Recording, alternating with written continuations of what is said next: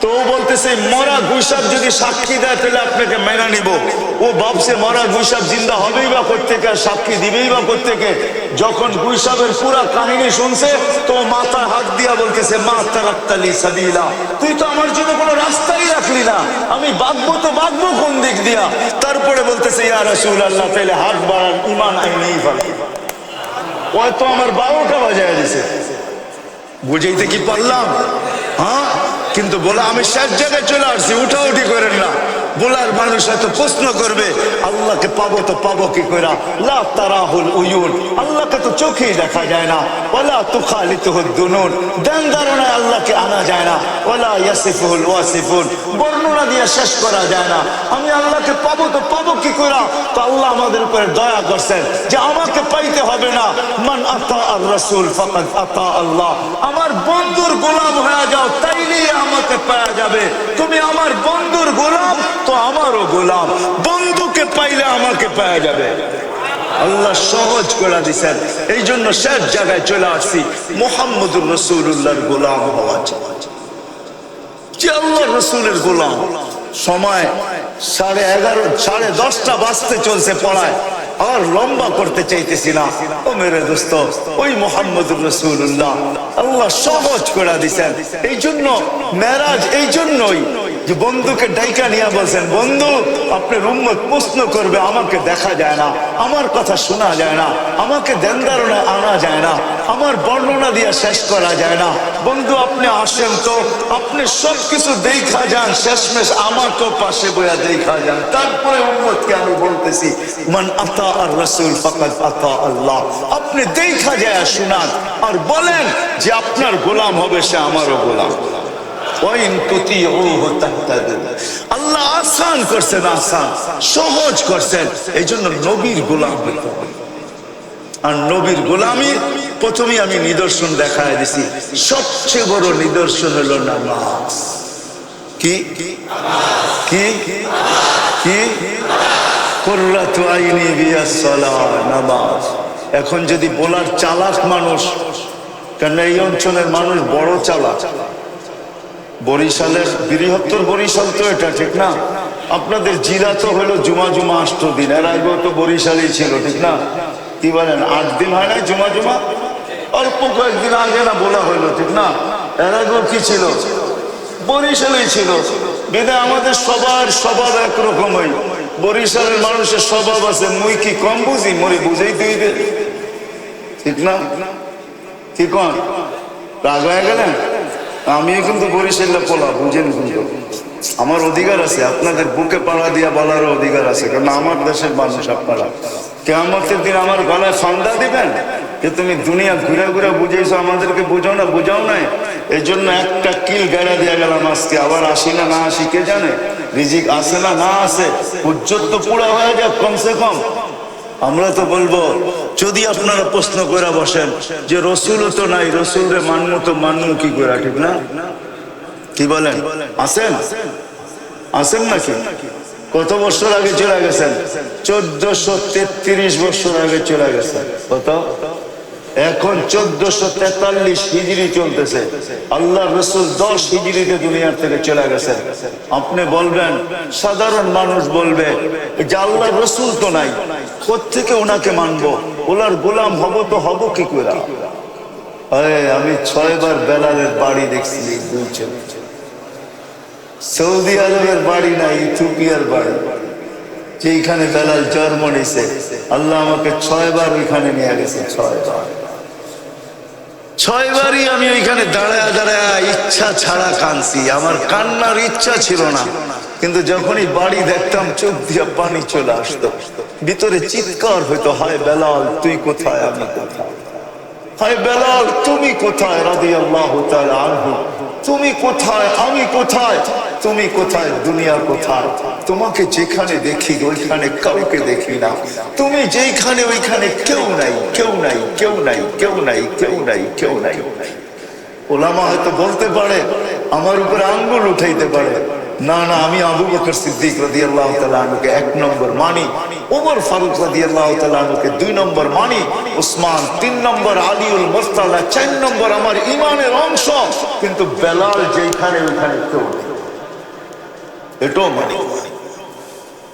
বেলাল যেখানে ওইখানে কেউ নাই, জান্নাতে নবী ভ্রমণ করতেছেন, আগে পদধ্বনি শোনা যাইতেছে।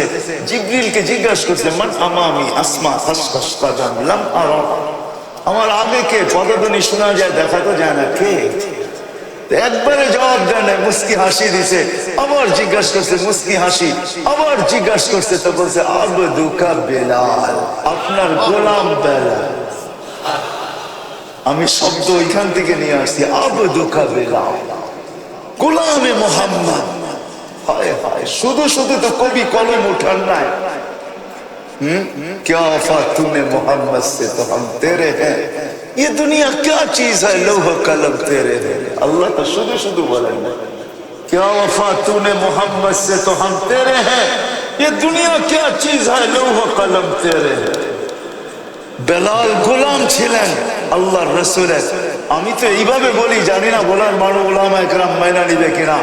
আমি বলি না না, বেলাল এই কথা বলতেছিল, গোলাম আপনার। ফাঁকি সবাইকে দিয়েছেন।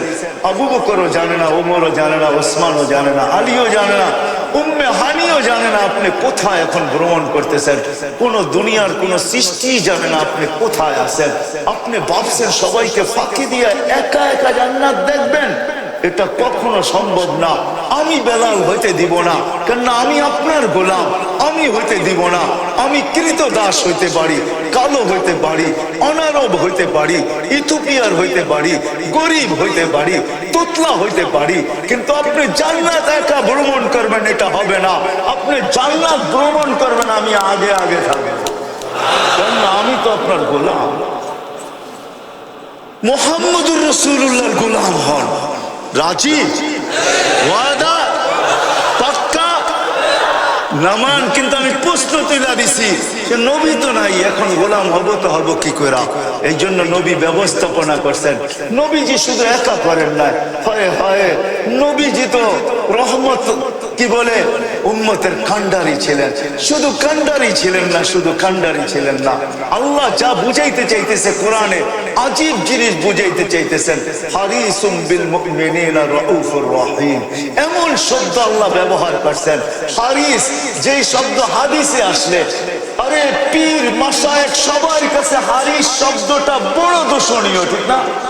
কি হারিস অর্থ কি? লোভী, ঠিক না? হারিস হেস, লোভ, এটা দূষণীয় শব্দ। আল্লাহ বন্ধুকে বলতেছে হারিস। দুনিয়ার জন্য, দুনিয়ার জন্য হারিস। কেউ এটার জন্য, কেউ ওটার জন্য। হাবিব, আপনি তো উম্মতের জন্য হারিস, উন্নতের জন্য। কেমন হারিস, কেমন লোভী, কেমন! হায় হায় হায় হায়, আজকে উম্মত নবীর আদর্শ মানতে চায়, নবীর গোলাম হইতে চায় না। যুবক সব চায়, কিন্তু নবীর গোলাম হইতে চায় না। যুবক নবীকে চিনতে চায় না, নবীকে মানতে চায় না, নবীর মতো চেহারা চায় না, নবীর মতো বেশভূষা চায় না। যুবক চায় আধুনিক হইতে চায়, আধুনিক। হয় যুবক, তোমাদের পায়ে হাত রেখা বলি, তোমরা আমাকে বুঝাও না। আমি সারা দুনিয়া চষা মানুষ, মিডিয়ায় দেখে, আমি চোখে দেখি, চোখ দিয়া দেখি, চোখ দিয়া। আমি তো সর্ব ওয়াজে বলি, আমার ওয়াজের দরকার নাই। যদি পেন ড্রাইভের মতো আমার এখান থেকে বাহির করা যেত, তাহলে পুরা পর্দার ভিতরে আমি এটাকে কি বলে, প্রজেক্টর লাগাই দিতাম, আর পেন ড্রাইভটা ছেড়া দিতাম। আপনারা দেখতেন আমার এখানে কত কান্না লুকাইতো, কত হাসি লুকাইতো। শুধু দেখতেন আর চোখের পানি জড়াইতে থাকতেন।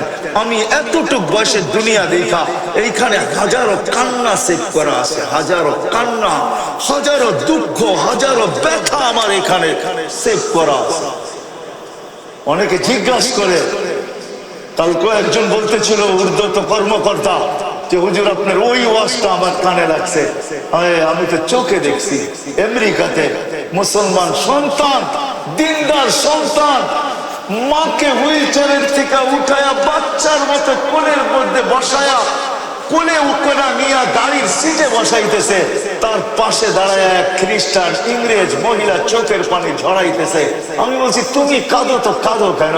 বলছে এই দৃশ্য দেখে আমি কাঁদতেছি। বলছি কিসের দৃশ্য? আমি ওকে খোঁচাইতেছিলাম যে কিসের দৃশ্য?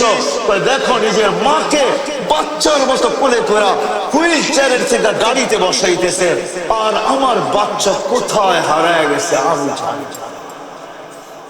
এই দৃশ্য দেখে আমি চোখের পানি জড়াইতেছি। তা আমি বললাম যেটা আমার ইসলামের শিক্ষা, আমার রসুলের শিক্ষা, আমার গডের শিক্ষা, আমার আল্লাহর শিক্ষা, আমার মেসেঞ্জারের শিক্ষা, আল্লাহর মেসেঞ্জারের শিক্ষা, আল্লাহর শিক্ষা, ইসলামের শিক্ষা, যে একদিন ওকে ওর মা এরকম পালছে, আজকে মা বুড়া হয়ে গেছে, ও মাকে বাচ্চার মতো পালছে। বলছে হ্যাঁ তোর ইসলামের শিক্ষা, জানি না তার দিলে কতটুকু রেখা পাতা। মেরে আজিজো, আল্লাহর রাসূল উম্মতের জন্য রউফুর রহিম, দয়ালু নবী। আজকে আমরা উম্মতের রাসূলের গোলাম হইতে চাই না, যে রাসূলের চোখের পানি কোনোদিন আমাদের জন্য থামে না, থামবেও না। যদি বুঝেন তাহলে একটা বলি, অদ্দোহা যখন নাজেল হয় ওলামারা জানে ওহি যখন নাজেল হয় তো কষ্ট কি হইতে থাকতো আল্লাহর রাসূলের। বুখারীতে আছে সবচেয়ে বেশি কষ্ট হইতো সাউতাল জারাস, যখন ঘন্টির মতো আওয়াজ হইতো ওহি, তখন আল্লাহর রাসূলের সবচেয়ে বেশি কষ্ট হতো। সিলসিলাতুল জারাস লেখা আছে এর ভিতরে, সিলসিলাতুল জারাস, ঘন্টির মতো যখন আওয়াজ বাজতে থাকতো আল্লাহর রাসূলের এত কষ্ট হতো, কাদা রু আইয়া খরচ, রু বাহির হওয়ার উপক্রম হয়ে যেত, উঠ বসা পড়তো, গর্দান লম্ব করে দিত, আল্লাহর রাসূল খামাইতে থাকতেন। কিন্তু জিবরিল যখন পড়ছে এই জায়গায়, যখন সূরা ওয়াদ্দুহা শুনাইতে শুনাইতে যখন এই জায়গায় পড়ছে, সাউফা ইউতিকা রাব্বুকা ফাতারদা, আল্লাহ আপনাকে রাজি করেই ছাড়বে, আল্লাহর রাসূল ওই কষ্টের ভিতর থেকে চিৎকার দিয়ে উঠছে, জিবরিল থামো থামো থামো। বলছে কেন?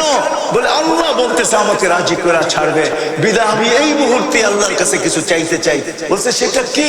তোমাকে সাক্ষী রেখে চাইতে চাই। বলে সেটা কি চাবেন আপনি?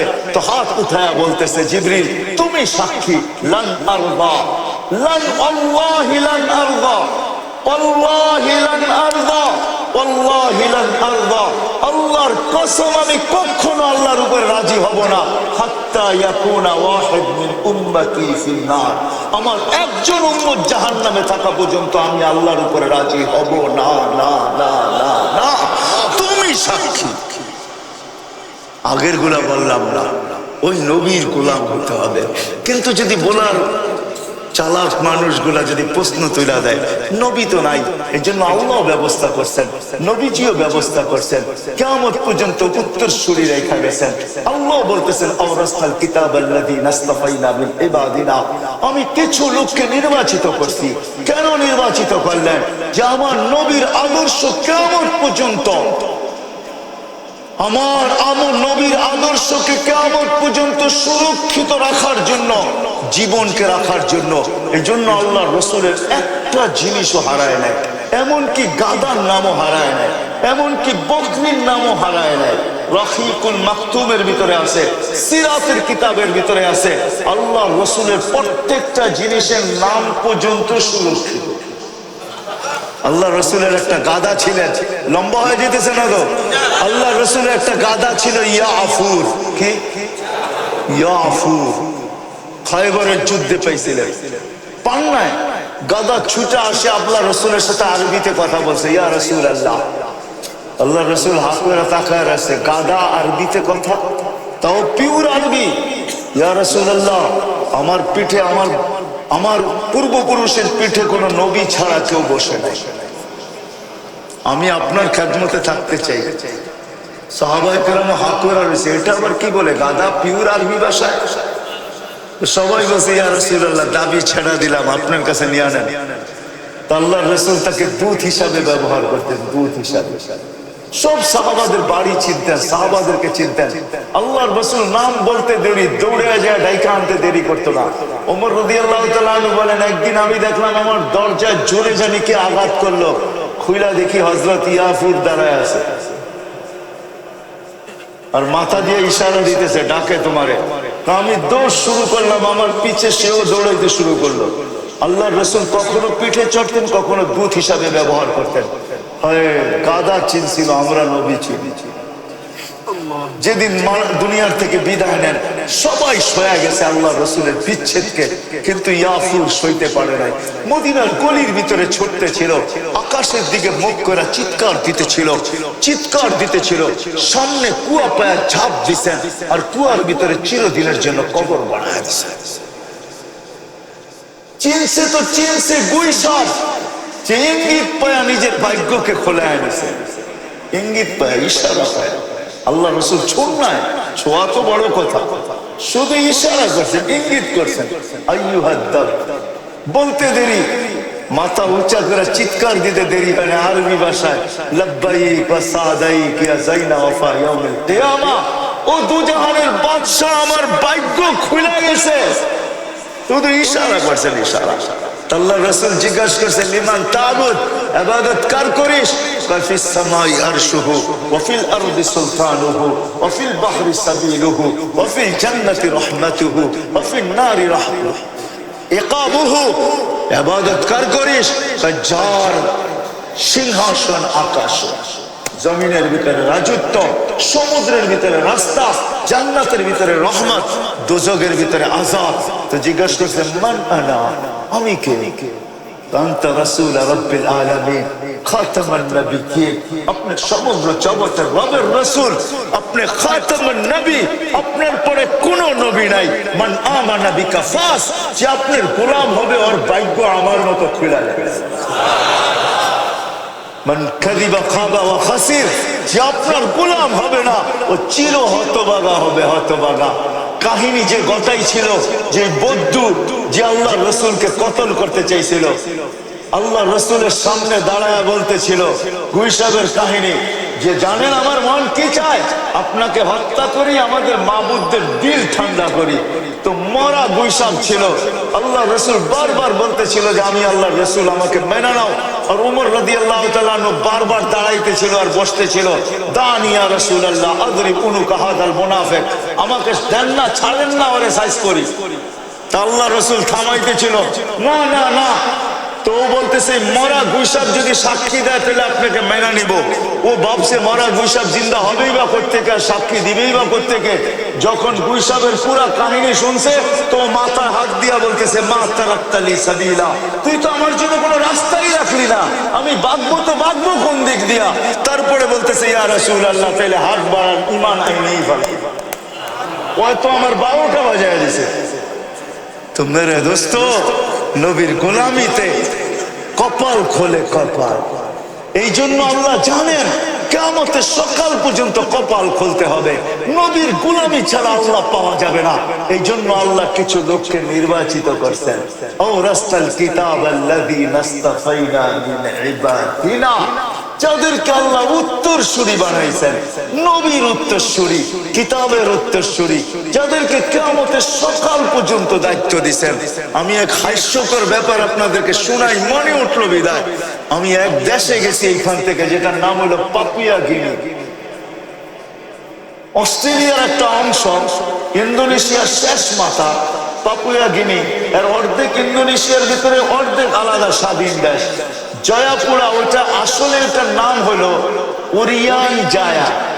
ওইখান উরিয়ান মানে হলো ল্যাংটা, জায়া মানে হলো জাগা। ওইখানের মানুষ মারপেটের থেকে যেরকম আসে ওরকম পোশাকেই কবরে যায়। জাগার নাম ওই উরিয়ান জায়া। আপনি দেখেন, মোবাইলে সার্চ দেন, উরিয়ান জায়া লেখা। উরিয়ান মানে হলো যদি ল্যাংটা গো জাগা। আমার সফর ওইখানে ছিল, আমার কামরা একটা ছেলে ঢুকছে, দুইকা সালাম দিছে, বাংলায় জিজ্ঞাসা করতেছে কেমন আছেন। তা আমি জবাব দেওয়ার আগে ওকে মাথার থেকে পাও পর্যন্ত দেখছি। তা আমি বললাম, তুমি বাংলা শিখলা তো শিখলা কোত্থেকে, তুমি তো বাঙালি মনে হয় না।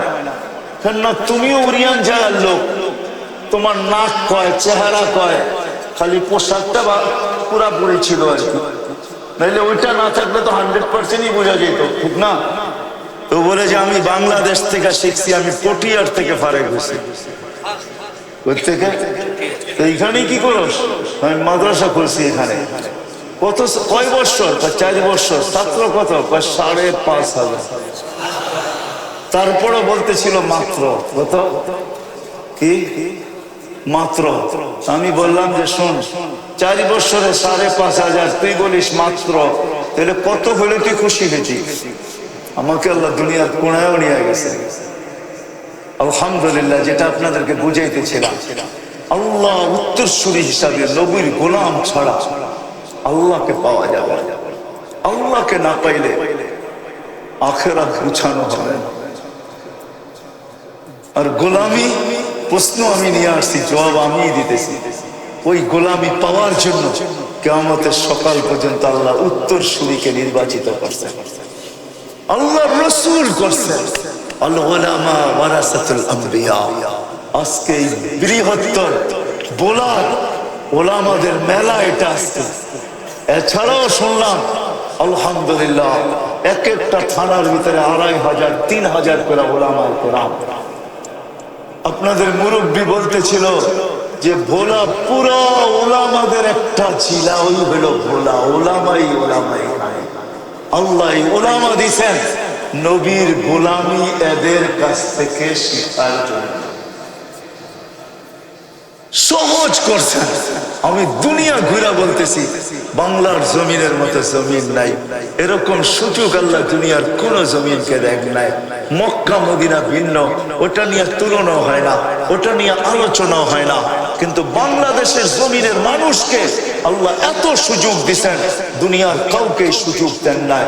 এক বোলার ভিতরে 50,000-এর উপরে ওলামা পাওয়া যায়। তুলামা ওলামা মিলা, মনে হয় আমি অল্প বললাম, তাই না? কি বললেন? অল্প বলে ফেলছি, ঠিক না? কি এর চেয়ে বেশি হবে না? অবশ্যই বেশি হবে। লক্ষাধিক ওলামায়ে কেরাম যেখানে, ওলামা তুলামা এত সহজ কোথায় পাইবেন?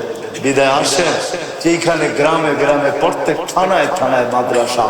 বিদায় আসেন, চলে যেতে হবে, থাকার সুযোগ এখানে কারো নাই। কিন্তু যাবো তো বটে, কিন্তু নিজেকে গুছায় নিয়ে যেতে হবে। নিজেকে আল্লাহর কাছে গ্রহণযোগ্যতা পর্যন্ত পৌঁছাইতে হবে। এটার জন্য তো একটা ওয়াদা আপনারা নামাজের করছেনই করছেন, দ্বিতীয়টা ওয়াদা করছেন নবীর গোলাম হবে। কিন্তু শিখবেন তো শিখবেন কোত্থেকে? এই জন্য আমি আপনাদেরকে গাঁটি দেখায় দিলাম। হযরত উলামায়ে কেরামের কাছে আসেন, এদের পিছে পিছে চলেন, এদের আগে চলতে চেষ্টা করেন না, এদের সঙ্গে চলেন, এদের পিছে চলেন, এদেরকে সাথে নিয়ে চলেন, এদের দুয়ারে আসেন, এদের সাথে সম্পর্ক জোড়েন, মাদ্রাসায় আসেন, এদের সাথে সম্পর্ক জোড়েন, নবীর সুন্নাত জিন্দেগি এদের কাছ থেকে শিখেন। একটা সুন্নত যদি আপনি গ্রহণযোগ্যতা পর্যন্ত পৌঁছাইতে পারেন, আমি আপনাকে কসম খায়া গ্যারান্টি দিতে পারি, একটা সুন্নত যদি পৌঁছাইতে পারেন গ্রহণযোগ্যতা পর্যন্ত, মুহাম্মদুর রাসূলুল্লাহ চেহারার লাজ রাইখা এক সুন্নতের কারণে আপনাকে পার করে দেবেন। আমাদের নবীজির সাথে আল্লাহর ওয়াদা আছে, আল্লাহ পার করায়া দিবে। শুনেন শেষ কথা, যদি তা না হইতো কোন উম্মতের কলেমা দুযোগের ভিতরে কাজে দিবে না, কিন্তু এই উম্মতের কলেমা দুযোগেও কাজে দিবে। দুযোগও শুধু নবীজির সুবাদে। এই উম্মত জাহান্নামে যাবে, কিন্তু হাতকড়ি থাকবে না, পায়ে বেড়ি থাকবে না, গলায় শিকল থাকবে না। এই উম্মত দুযোগে যাবে, চেহারা কালো হবে না। মালিক জিজ্ঞাসা করবে, চেহারা কালো না, হাতকড়ি নাই, বেড়ি নাই, শিকল নাই, এটা কই থেকে ধরে নিয়ে আসছিস তোরা? ফেরেশতাদেরকে জিজ্ঞাসা করবে, ফেরেশতারা বলবে আমাদের হাতে দিয়া দিছে, নিয়ে আসছি।